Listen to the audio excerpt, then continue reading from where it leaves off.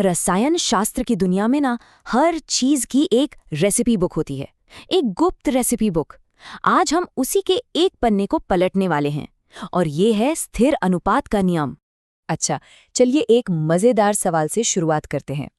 एक बढ़िया से केक और पानी के एक छोटे से अणु में भला क्या एक जैसा हो सकता है? सोचिए, दरअसल दोनों ही ना एक बहुत पक्की रेसिपी फॉलो करते हैं। जैसे एक परफेक्ट केक के लिए हमें एकदम सही मात्रा में मैदा, चीनी, अंडे चाहिए, बिल्कुल वैसे ही पानी बनाने के लिए भी जो सामग्री लगती है उसका अनुपात हमेशा हमेशा एक जैसा ही रहता है।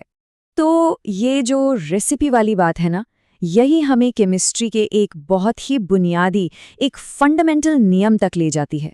तो चलिए इसी नियम को जरा और करीब से जानते हैं। तो ये है स्थिर अनुपात का नियम। अब आसान भाषा में इसका मतलब क्या है? इसका मतलब ये है कि कोई भी केमिकल कंपाउंड वो हमेशा उन्हीं तत्वों से बनेगा और उन तत्वों का जो वजन का अनुपात है वो हमेशा फिक्स रहेगा, बिल्कुल फिक्स।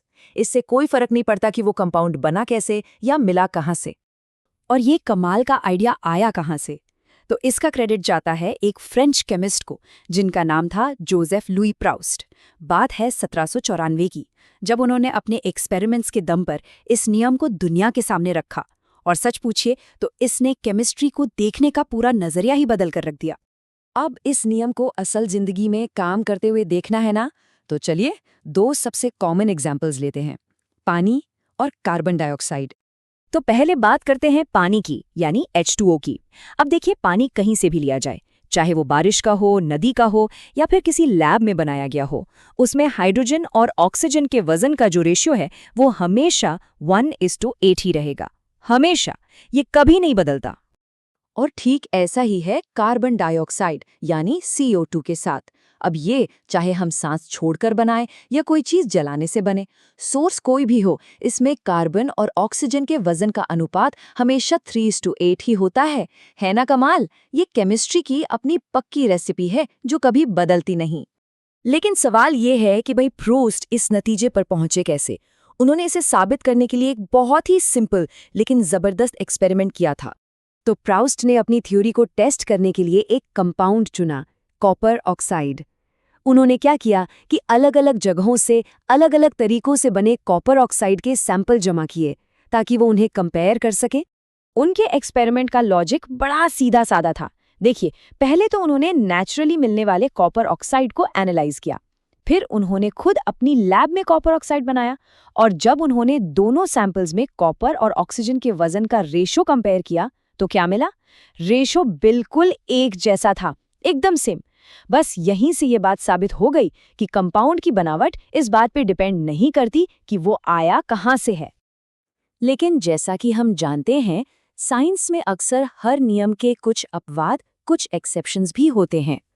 तो क्या ये स्थिर अनुपात का नियम हर जगह, हर हाल में लागू होता है? चलिए पता करते हैं।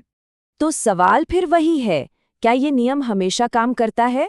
जवाब है, ज्यादातर समय तो करता है, बिल्कुल करता है। लेकिन कुछ बहुत ही इंटरेस्टिंग केसेस हैं जहां ये नियम पूरी तरह से फिट नहीं बैठता। और इसका सबसे बड़ा एक्सेप्शन है आइसोटोप्स, जिन्हें हम समस्थानिक भी कहते हैं। अब ये होते क्या हैं? देखिए, ये एक ही एलिमेंट के अलग अलग वर्जन होते हैं। इनमें प्रोटॉन तो उतने ही होते हैं, पर न्यूट्रॉन की संख्या अलग अलग होती है, और इसी वजह से उनका टोटल वजन यानी मास बदल जाता है। इसको समझने के लिए चलिए वापस पानी का ही एग्जाम्पल लेते हैं। जो नॉर्मल पानी होता है ना, उसमें हाइड्रोजन का सबसे हल्का वाला आइसोटोप होता है प्रोटियम। इससे रेशियो रहता है 1:8। लेकिन एक और तरह का पानी होता है हेवी वाटर। इसमें हाइड्रोजन का एक भारी आइसोटोप होता है ड्यूटेरियम। इसका वजन प्रोटियम से लगभग डबल होता है। अब सोचिए, वजन डबल होने की वजह से हेवी वाटर में हाइड्रोजन और ऑक्सीजन का रेशो बदलकर करीब करीब 2:8 या कहें तो 1:4 हो जाता है। देखा, कंपाउंड तो पानी ही है, लेकिन हाइड्रोजन का आइसोटोप बदलते ही पूरी रेसिपी का रेशो बदल गया। और हाँ, इसके अलावा भी कुछ और एक्सेप्शंस हैं, जैसे कि नॉन स्टोकियोमेट्रिक कंपाउंड्स। इनको ऐसे समझ सकते हैं जैसे कुछ खनिजों की रेसिपी थोड़ी फ्लेक्सिबल होती है, उनमें एलिमेंट्स का रेशियो एक रेंज में बदल सकता है। कुछ नेचुरल पॉलीमर्स भी इस नियम को इतनी सख्ती से फॉलो नहीं करते। तो अब मन में ये सवाल आ सकता है कि अगर इतने अपवाद हैं तो फिर भी ये नियम इतना जरूरी क्यों है? आखिर इसका केमिस्ट्री पर इतना गहरा असर क्यों पड़ा? बात यह है कि इस नियम ने मॉडर्न केमिस्ट्री की नींव रखी। इसने पहली बार यह साबित किया कि कंपाउंड्स ऐसे ही रैंडमली नहीं बन जाते, बल्कि उनकी एक सटीक, एक प्रिडिक्टेबल बनावट होती है। इसी नियम ने डाल्टन की एटॉमिक थ्योरी के लिए एक मजबूत जमीन तैयार की, और आज भी केमिस्ट इसी सिद्धांत का इस्तेमाल करके किसी कंपाउंड की प्योरिटी चेक करते हैं और अनजान कंपाउंड्स का स्ट्रक्चर भी पता लगाते हैं।